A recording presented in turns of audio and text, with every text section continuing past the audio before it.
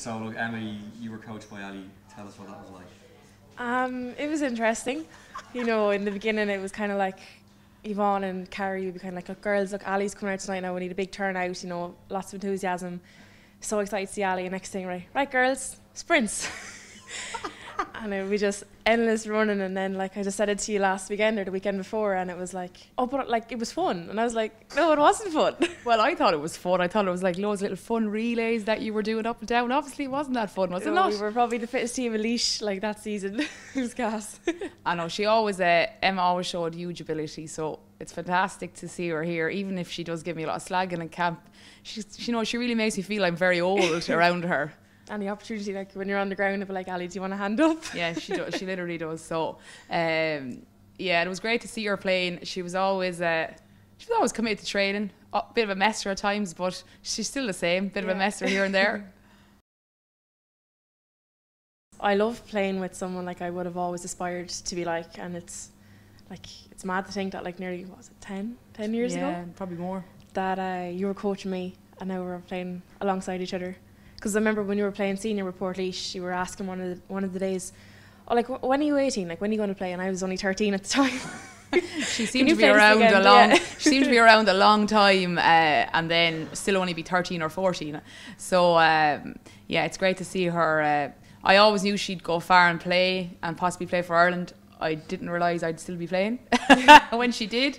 So it's great to have played with someone when you've seen their progress all up through the years. As I said earlier, to see her play for the club at under 15, under 18 girls, play for Leinster under 18s, Leinster seniors, and then Ireland. So fantastic to see her progress, and I was very proud, a little like a proud mammy that day in November when she got her first cap. So that was amazing.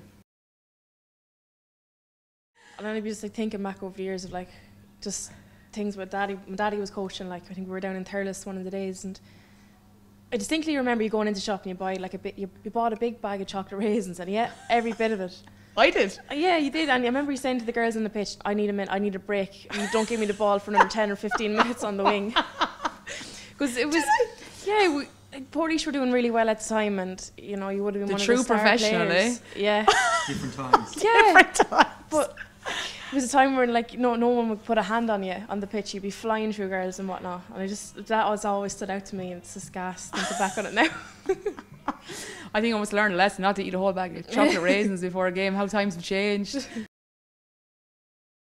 I suppose new faces, youth always brings that energy and that enthusiasm and that real work rate, you know, that they're just willing to take everything on board, you know, have a positive attitude towards the energy, enthusiasm. I suppose the possibilities are endless when you have a team like that. I suppose my first camp, it was nearly my first camp back actually in January. Nearly it was like my first camp 10 years ago, that feeling, because I was saying to the guys earlier, the last 10 months has kind of been like training like an individual athlete nearly, because you're doing, it's mostly rehab, running, gym, and so you're kind of out of that lifestyle. So yeah, it was great to be back. The first weekend I did find very tough physically, even mentally, to be getting back to going, you know, getting back to that intensity again. You got back, and then you obviously got back on the pitch on Friday. What was that like? Yeah, it was great, because I suppose there was, when I did break it last year, I didn't think I'd play again. I suppose people just were going on about how bad the injury was, and for a while I didn't really listen to that, but it was the pain of the injury for that day and for the few weeks after that. You just don't know how you'd go back and play. You're not so sure could you get back to that level. So to get out and play for put on a green jersey obviously is always a huge privilege, and to get back after an injury of that magnitude was amazing. Yeah, It's great, like, because since we started with the underage girls in Port Laois, anytime Ali was playing like a match with Ireland, we'd always be the very first ones up in Ashburn, and we'd be nearly the last to leave, making sure we got to see Ali afterwards. Like, even in the Aviva, the first time he played in Aviva, we had front row seats. And do you think that was a part of the reason that you were wearing a green jersey, being able to see those girls and be at those games? Do you think it helped? Definitely. Like, even I suppose with Leinster this year, it was so daunting for me going in. I didn't really know anyone.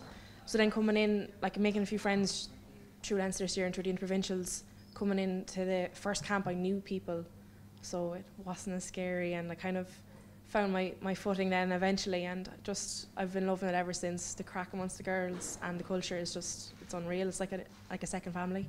It is important for those young girls to, like, for someone like her, you know, you played football for Laois. Yeah.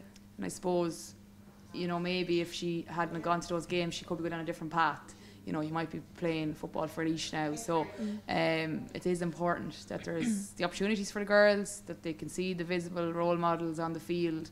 And yeah, that, you know, you got to speak to those girls that played for Ireland over the years and made you think it was possible, because you could have went down a different route. Yeah.